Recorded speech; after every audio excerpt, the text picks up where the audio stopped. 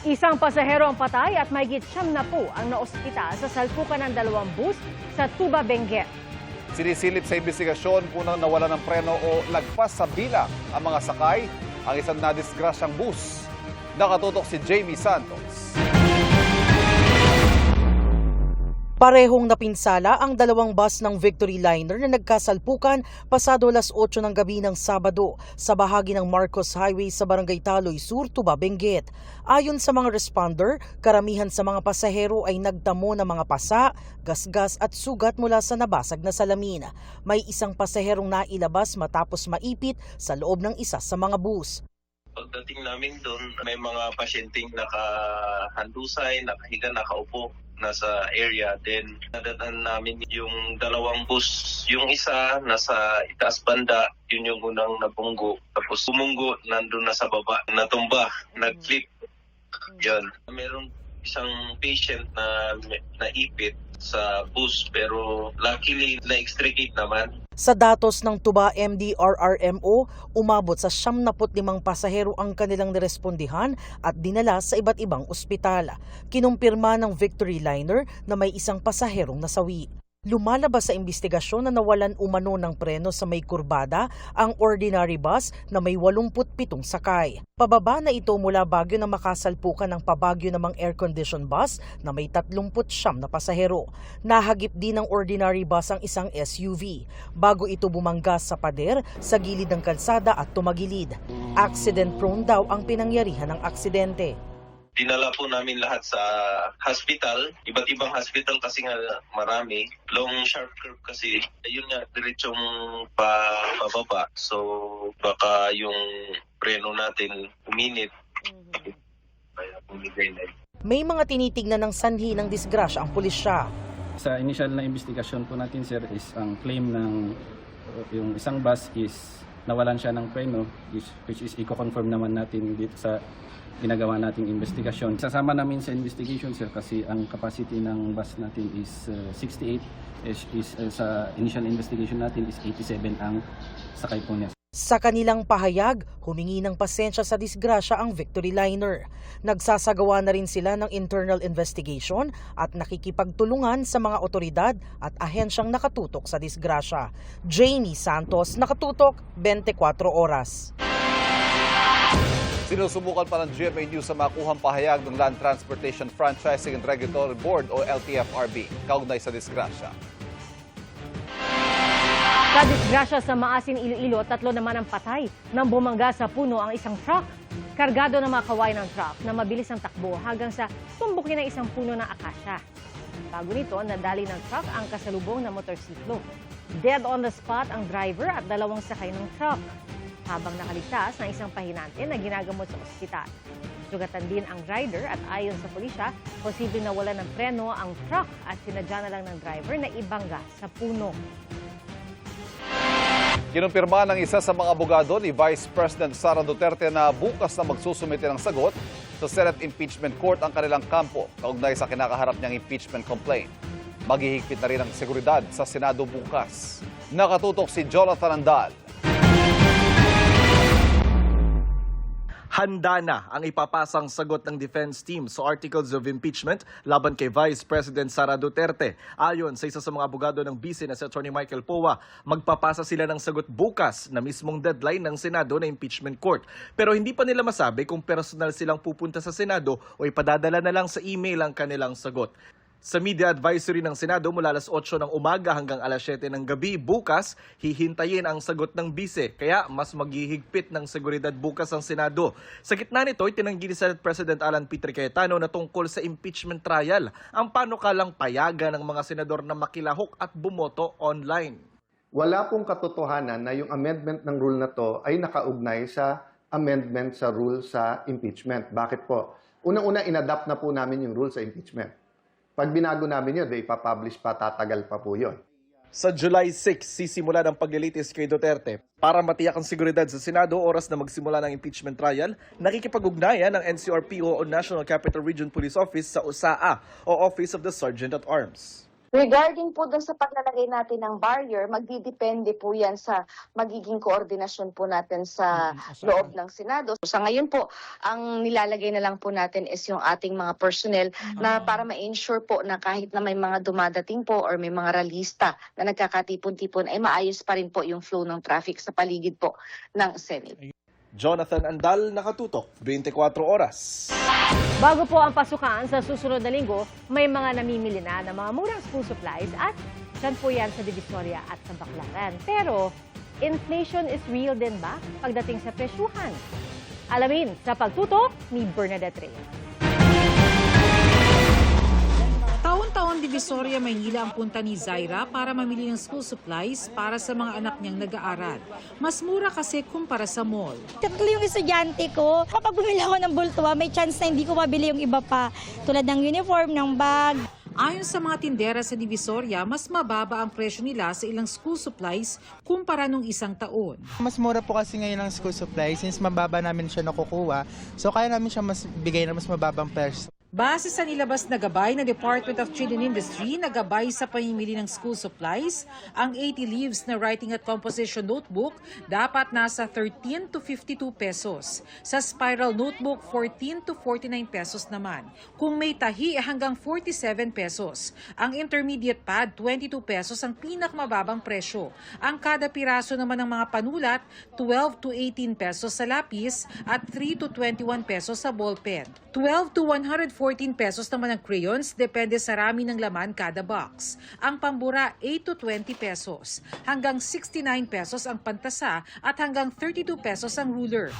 Depende naman sa pwesto ang presyo ng school uniform. Sa pwesto ni Jimmy Manansala, hindi anya nagbago ang presyo. Medyo makakamura kapag dito sa bangketa lang. Pagka sa mall ka bibili, mga taas. Pinakamababa na yung 250. Dito, 200 lang. Sa Baclaran naman, namimili si Emily dahil mas malapit sa Cavite kung saan sila nakatira. 6,000 pesos ang budget niya para sa 3 apo. 2 bag, tapos yung mga uniform ng apo ko. 3 uniform, 3 short, 3 pants pa. Tapos may sando pa, may short pa, may boxer pa. Sa pwestong ito dito sa Baclaran, mas mababa ang presyo ng mga school supplies ngayon kumpara nung nakaraang taon. Mahigpit raw kasing kakumpetensya ang mga online sellers. Mas mura ngayon, hindi noong nakarang taon. Dahil sa mababa ngayon yung kuha namin sa supplier. Mas gusto ko po yung personal ko siyang nakikita. Para kung may defect, kita mo na siya agad. Bernadette Reyes, nakatutok, 24 oras. Siniliban ng mga football fan ang mga bisikleta sa Paris, France. May nagtapon pa ng metal barriers sa apoy at nakipagirian. Nangyari yan habang ipinagdiriwang nila ang ikalawang championship title ng football team na Paris Saint-Germain matapos talunin ang Arsenal's Champions League final. Dali-dali namang inapula ng mga bumbero ang mga apoy. Saktong 1 linggo matapos ang pagguho ng itinatayong gusali sa Angeles, Pampanga, 9 na ang kumpirmadong nasawi. Habang tumatagal ang pagkuha sa mga natabunan, problema na ang pagsangsang ng amoy sa lugar. Mula sa Angeles, Pampanga, nakatutok live si Darlene Kai. Darlene. Ivan, dito mismo sa kinatatayuan ko, mga 100 metro mula doon sa mismong guho ay masangsang na nga yung amoy na para bang may nabubulok na patay na hayop. Yan din yung iniinda na ilang araw na raw ng mga residenteng nakausap namin. Pero hindi yan tuloy-tuloy. Depende sa lakas at direksyon ng ihip ng hangin. Ngayon ngang eksaktong 1 linggo mula doon sa guho at sa pagpapatuloy ng search, rescue and retrieval operations ay 3 bangkay ang nahukay ng rescuers.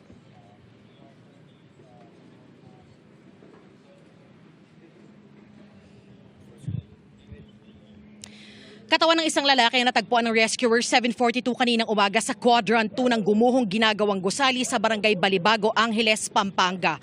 Maingat nila itong binalot at inalis mula sa debris.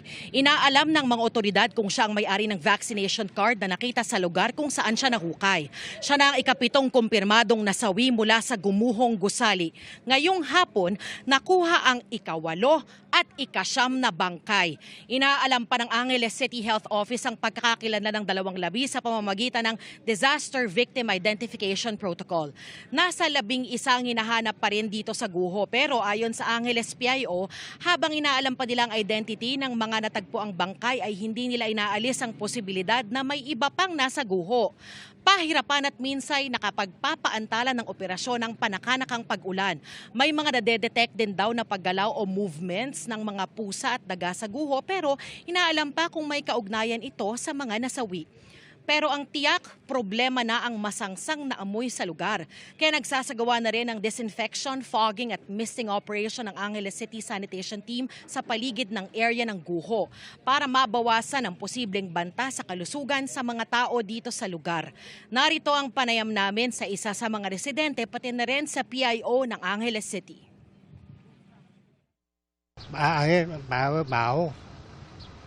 Mabaho. Oo. Anong pakiramdam mo, sir? Malakas ang hangin. Nakita po during the patuloy na pag-uukay po ng ating mga responders, and then nung parang nakaka-visual po sila and yung amoy na talagang naging obvious, nagpatawag po nagpa-deploy ng canine dog at na-confirm kung saan yung focus ng area. Doon po nagpatuloy yung ating mga responders upang ma-extricate yung katawan nitong biktima. Sa gitna naman ng investigasyon sa gumuhong gusali, pinatawan ni Angeles Mayor John Lazatin ang preventive suspension epektibo bukas June 1 sina Engineer Marlon Lingat, Structural Engineer ng City Engineer's Office at Architect Norbert Lagman ng City Building Official. Sinusubukan pa ng GMA News na kunin ang panig nila. Ivan, sa ngayon ay pabugso-bugso yung mahinang pag-ulan na nararanasan namin dito. Pero dahil hindi naman malakas ay tuloy-tuloy pa rin ang search, rescue and retrieval operations ng mga otoridad ayon na rin sa BFP Region 3. Yan ang latest mula rito sa Angeles, Pampanga. Balik sa iyo, Ivan. Maraming salamat, Darlene Kai. Nagpatikim na ng ulan sa Metro Manila at ilang lugar sa bansa ang umpisa ng habagat season. Pero po sa ilang bahaing lugar, paano kaya naghahanda ang ilang residente? Alamin sa pagtutok ni Danotin Punco. Halos hindi maaninag ang ilang kalsada sa Metro Manila nang biglang umulan kagabi. Kahit hindi pa talaga tag-ulan, precursor o paramdam na ito ng habagat na opisyal nang nagsimula ayon sa Pag-asa. At asahan din ang mga ulan sa mga susunod na araw habang pinaiigting ngayon ng bagyong Doming ang habagat. For Metro Manila, magsisimula yung mga cloudiness starting tomorrow, tapos yung possible na buong araw, maulap at maulan, magsisimula yan ng Tuesday. Dahil yan sa effect ni Doming, sa ngayon ay generally northward yung paggalaw niya. Sa Sorsogon, pasulpot-sulpot ang ulan kahapon pero malalakas naman ang bugso ng hangin. Malalakas din ang alon kaya nahirapang pumalaot ang mga mangingisda. Sa Davao Occidental naman, rumagasa ang ilog dahil sa tuloy-tuloy na ulan. Banta rin ang pagguho tuwing matindi ang ulan dahil lumalambot ang lupa. Sa Lake Cebu, South Cotabato, napurnada ang outing ng ilang maliligo sana sa Tedaan Kini Nature Spring and Falls nang biglang magka-landslide kaninang umaga. Nagka-landslide din sa Kalamansig, Sultan Kudarat. Pinagtulungang hilahin ang isang pick-up na nahirapang umusad. Nagbabanta rin ng matinding El Nino sa mga susunod na buwan. At taliwas sa pinaniniwala ang mas konti ang ulan pag El Nino, asahan daw na mas marami sa pangkaraniwan ang pag-ulan, lalo pa pagsapit ng Hulyo hanggang Agosto. Common misconception yan, no, na pag sinabi natin El Nino ay walang ulan or tagtuyot. Yung case for this year's El Nino, possible El Nino event ay towards the end of the year pa natin mararanasan yung lesser amount of rainfalls. Kaya naman kahit hindi pa gaanong inuulan, ang ilang mga taga-barangay Bagong Silangan sa Quezon City na laging nabibiktima ng baha tuwing lumalakas at tumatagal ang ulan, meron ng ilang mga pinaghahandaan. Basta yung ginagawa namin dito pag umuulan, inaano na muna namin yung gamit namin. Sinisecure muna namin yung gamit namin, di mababasa. Tapos kami, kahit naman nasa second floor kami, umanib pa din kami, umu-evacuate pa din kami doon sa taas kasi nasa gilid kami ng creek. Yung namin, rep at saka yung washing, yun ang importante para hindi siya maano ng baha. Pero Pero kung sa tubig, ano lang naman, ulan, hindi naman basta-basta po babaha. Ikaso pag nagpaano yung mga dam, yun doon biglang tataas yung tubig. Yun, kaya nung nakaraang taon, July, buti hanggang dito lang. Hindi umabot sa loob, pero na kami, handa na. Dano Tingkungko, Nakatutok, 24 Oras. Paglilinaw po sa ulat kahapon tungkol sa investigasyon sa flood control project sa Senado. Kaugnay ito sa komento ni Senate Minority Leader Tito Soto sa lilikhain umanong subcommittee sa ilalim ng Senate Blue Ribbon Committee na hindi raw legal kung hindi raw idadaan sa plenaryo. Ngunit ayon sa senador, mali at hindi na ayon sa konteksto ang tanong sa kanya, kaya binawi ng senador ang kanyang pahayag. Nauna lang sinabi ni Senate President Alan Peter Cayetano na itutuloy ng Senate Blue Ribbon Committee ang investigasyon sa flood control scandal. Anya, may bubuing subcommittee para rito at bukas ay mag-i-issue ng mga notice ang Vice Chair ng komite na si Senador Rodante Marcoleta. Mga kapuso, kayo ba ay madaling pawisan at mainitan sa gitna ng matinding init? May posibilidad po na dahil po yan sa mataas na body mass index o yun pong timbang ng isang tao. Ang paliwanag na eksperto, alamin sa pagtutok ni Katrina Son. Tuwing ramdam ni Alicia ang matinding init, naglalagay siya ng yelo sa bimpo para ipunas sa batok at mga braso.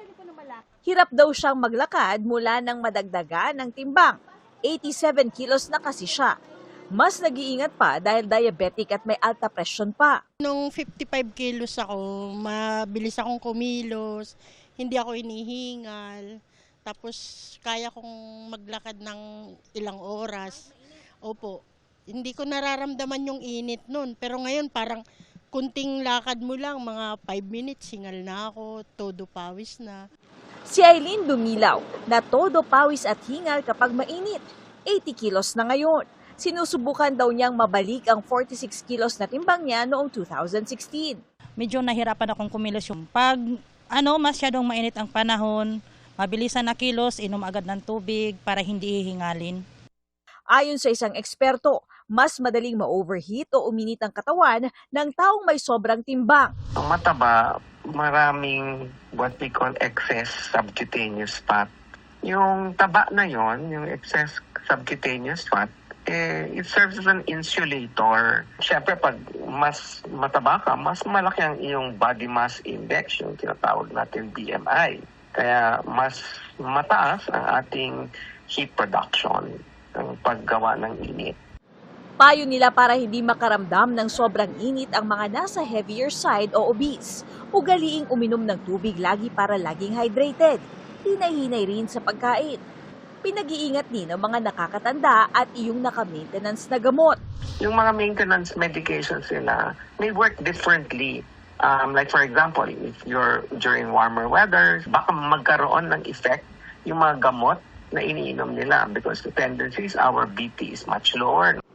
Ayon sa Pag-asa, buong Mayo mararanasan ang matinding init ng panahon. Mas nakakaranas po ng mga heat index na matataas o yung umaabot po sa danger level. Mostly yung mga areas na po na yun, yung malapit po sa mga bodies of water and also yung mga areas po na highly urbanized, yung may marami na pong buildings. Katrina Son, Nakatutok, 24 Oras. Agaw pansin ang malaburak na tubig na dumaloy sa White Sand Beach diretso sa dagat sa El Nido, Palawan. Ang sinasabing dahilan niyan at pinanggagalingan, alamin sa pagtutok ni Katrina Son. May 20 nang makuna ng video ng isang hotel resort guest sa El Nido, Palawan ang pagdaloy ng maitim na tubig diretso sa dagat. Ang malinaw na tubig sa dagat, kitang-kita na haluan ng malaburak na tubig. Ayon sa uploader ng video, nang medyo tumila na raw ang malakas na ulan noong araw na iyon, doon na nila nakita ang rumaragasang maitim na tubig mula sa ilalim ng kanilang tinutuluyang hotel na patungo sa dagat. Sinusubukan naman ng GMA News na kunin ang pahayag ng naturang hotel kung saan nakitang dumadaloy sa culvert sa ilalim nito ang maitim na tubig. Ngunit wala pa raw silang pahayag sa ngayon. Hihintayin daw muna nilang makabalik mula sa ibang bansa ang kanilang general manager. Sabi naman ng barangay, matagal na raw itong problema sa lugar, lalo na kapag tag-ulan. hindi raw galing sa hotel ang tubig. Yan po ay isang waterway po yan. Nagaling po dito sa taas, sa bundok. Lumalabas lang po yan, siyempre pag ulan, kaya yung naipon na dumi, lumalabas po papuntang dagat. Sinusubukan pa naming kunan ng pahayag ang Department of Environment and Natural Resources, Department of Tourism at El Nido LGU. Katrina Son, nakatutok, 24 oras. Habang pinalalakas sa Pilipinas ang alyansa nito sa Amerika at Japan, hindi naman bumibitaw ang China sa pag-iit ng kanilang karapatan sa Bajo de Masinloc na pinalilibutan pa rin ng kanilang mga barko. Nakatutok si Chino Gaston. Handa raw Pilipinas na magsilbing bantay sa kalayaan ng karagatan sa rehiyon sa gitna ng mga issue sa agawan ng teritoryo sa South China Sea. Napapaloob daw ito sa Archipelagic Sentinel and the Guardian of the Freedom of the Sea na binuo ni UP professor at maritime expert Professor J. Batungbakal. It begins first and foremost with our geography. Our archipelagic waters are at the heart of busy and vital maritime trade routes. Hence, the Philippines is well placed to safeguard maritime liberty, and we will continue to adhere to international law. We will continue to work with countries that share our goal of protecting our rights and interests under UNCLOS. Ultimately, as strategic sentinel, we will stand watch over our sovereign rights and entitlements. And as guardian of freedom of the seas, we will stand watch with the international community. Isa sa mga unang nagtanong kay Teodoro, ang Chinese senior colonel na si Chi Zhang, na kinwestiyon ang panggugulo umano ng Pilipinas at pag-deploy ng mga sundalo sa mga isla at bahura sa West Philippine Sea. You mentioned that Philippines respect the rule of law and preferred peaceful settlements of disputes. However, in recent years, we have witnessed that Philippines send personnel in South China Sea. How do you explain such contradiction? Sagot ni Teodoro, hindi ang Pilipinas ang nanggugulo, kundi ang China na ayaw idulog ang issue ng teritoryo sa formal arbitration na kinikilala ng international law. The encounters are caused by an occupant without any right or any legitimate claim that they are willing to demonstrate impartially before an international tribunal, such as in the arbitral award. Sa isang pahayag ng Southern Theater Command ng People's Liberation Army ng China, sinabi nitong nagpatrolya ang Navy at Coast Guard ng China sa palibot ng Bajo de Masinloc. Epektibong paraan daw ito para mabandayan ang kanilang karapatan sa pinag-aagawang teritoryo. Pinabulaanan niyan ng Armed Forces of the Philippines. Ang naobserbahan daw ng kanilang puwersa ay mga nagkalat na Chinese vessels na nag-ooperate independently. Iginiit ng AFP na wala silang namomonitor na organisadong paggalaw, tactical maneuver o joint formation ng mga barko o aircraft na maituturing na isang military exercise. Nananatili raw mapagmatyag ang AFP sa pagmomonitor ng maritime domain ng bansa. Sabay paalala sa publiko na mag-ingat laban sa mga anilay propaganda. Para makatulong sa pagpapatrolya ng ating teritoryo, nangako ang Japan ng Abukama-class destroyers at TC-90 patrol aircraft. Nakipagpulong si Teodoro kay Japanese Defense Minister Shinjiro Koizumi ukol dito. Hindi pa binabanggit kung ilang destroyers at patrol aircrafts ang matatanggap ng Pilipinas mula Japan. Samantala, muling pinagtibay ng Pilipinas ang matatag nitong alyansa sa Amerika kasabay ng pagdiriwang ng dalawang bansa sa ika-75 anibersaryo ng kanilang Mutual Defense Treaty.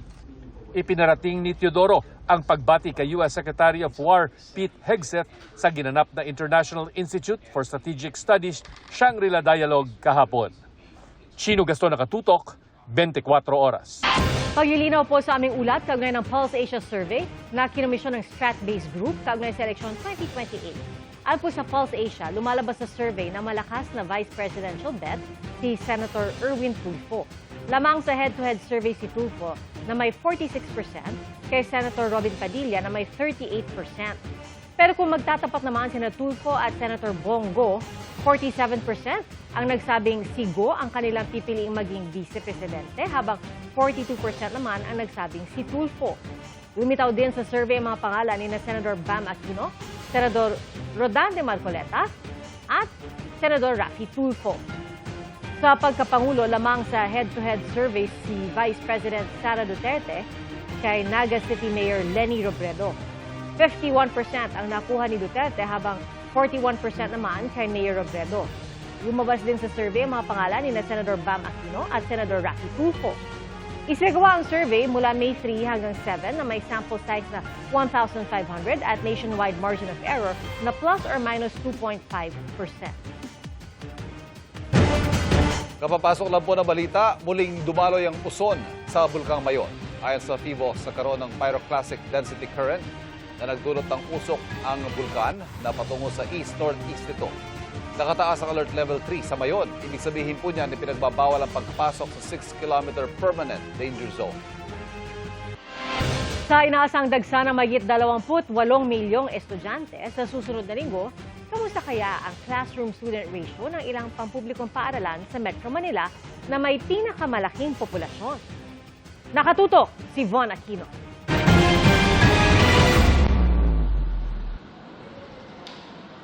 Isa sa may pinakamalaking populasyon ng mga estudyante sa Quezon City ang Commonwealth Elementary School. At sa paparating na school year, nadagdagan pa ang mga nag-enroll sa kanila sa kindergarten. Sa taya ng pamunuan, naabot sa 7,000 ang kanilang mga estudyante ngayong pasukan. Dahil dito, kinakailangan pa nila ng 2 silid-aralan. Sa ngayon, ang classroom-to-student ratio nila ay 1:20-25 sa kinder.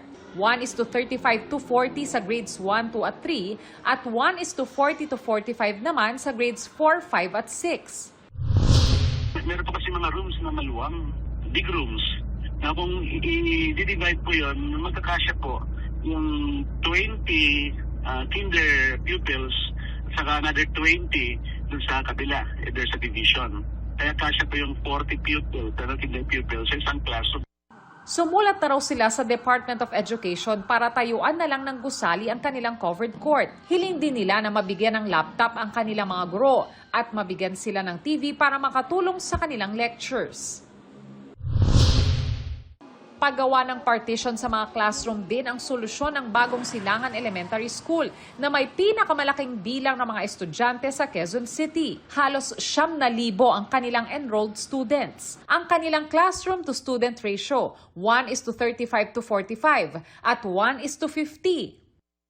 From grades 1 to grade 3, most of their classroom are partitioned. Pero yung grade 5 and grade 6, standard classroom yon.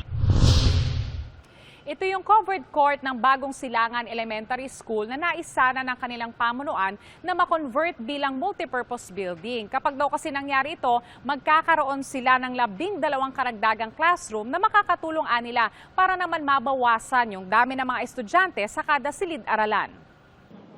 Kulang din daw sila ng 5 guro, pero nag-commit na nila ang DepEd na bibigyan sila ng karagdagang guro. Habang yung teacher ay wala pa, ang ginagawa namin ay nag-a-assign kami ng mga special teachers to handle those on leave or nakatransfer ng mga teachers. Sinusubukan pa namin kunan ng pahayag ang DepEd kaugnay sa mga pangangailangan ng mga paaralan. Pero nauna na nilang sinabi na 9,000 classrooms ang inaasahan nilang matatapos ng DPWH ngayong taon. Von Aquino, Nakatutok, 24 Oras. Tonight is the night. Ang pagpapasiklaban sa dance floor ang mga celebrity duo ng Stars on the Floor Season 2. Ang mga pasabog at preparasyon nila para sa Grand Showdown. Alamin sa chika ni Athena Imperial. Rehearsals pa lang, hataw na agad sa dance floor ang Season 2 Stars on the Floor celebrity duos para sa Grand Dance Showdown ngayong gabi. Kanya-kanyang pasabog ang gagawin ng 5 grupo. Tiwala na kaya kasi kadalasan kapag iniisip nga natin na naku, baka hindi ko to magawa, yun talaga mind over matter. Dito sa journey na to, mas naging positive ako, mas tinabi ko yung ego ko, mas tinabi ko yung pride ko. So I think mas nakatulong din siya mismo sa kung sino si Paul. Sobrang saya, although mahirap pero masaya. Sa nalalapit na finale ng Dance Showdown, masaya ang contestants sa nabuo nilang samahan. Pamilya. Yes, Pamilya ko na to. Dahil nga finale na at lahat kami sinasabi namin na mamimiss namin ito. May miss namin yung pagod, may miss namin makasama isa't isa. Excited na rin ang Stars on the Floor host na si Alden Richards na mapanood ang pinaghirapan ng duos. The concept of the showcase for tomorrow are all ideas to ng mga Dance Star duos. Kumbaga walang theme, walang dance style, walang twist. Sila lang yung nag-isip kung ano yung i-showcase nila for the grand finals. Pero pati pala si Alden at Stars on the Floor judges magpapakitang gilas din tonight. Yan ang aabangan mamayang 7:15 ng gabi sa GMA 7. Athena Imperial updated sa Showbiz Happenings. Ipinakita po ng ilang aso na sila ang perfect na fur guide, mapabundok man o dagat. Ang isang asong expert hiker sa Benguet, kinaaliwan dahil sa kanyang amazing technique sa hiking. Aba, habang dahan-dahang naglalakad, pababa ng bundok ang ibang hiker, chill na nagpapadauslos ang fur baby na si Butchie. Nasaksihan niya ng uploader na si Sofia na maging fur guide nila si Butchie sa pag-akyat sa Mount Kotkot at Mount Bukaw sa Benguet. Ang aso namang si Chappie, tila klingi sa mga ine-entertain na turista sa Virgin Island sa Bantayan, Cebu. Hindi pa man kasi nakakalayo ang bangka ng isang grupo ng mga pauwing turista, tila na si Punks na siya. At hinila ni Chappie ang tali ng bangka na para bang pinipigilan silang makauwi. Cute nga lang. Oo nga, pag ganyan ka-cute talagang babalik-balikan nila, di ba? Perfect fur guide. At mga kapuso, yan po ang mga balita ngayong weekend. Ako po si Pia Arcangel. Ako po si Ivan Mayrina, ito ang GMA News. Walang kinikilingan, walang pinoprotektahan. Noon at ngayon, serbisyong totoo. At dahil hindi natutulog ang balita, Nakatutok kami 24 oras.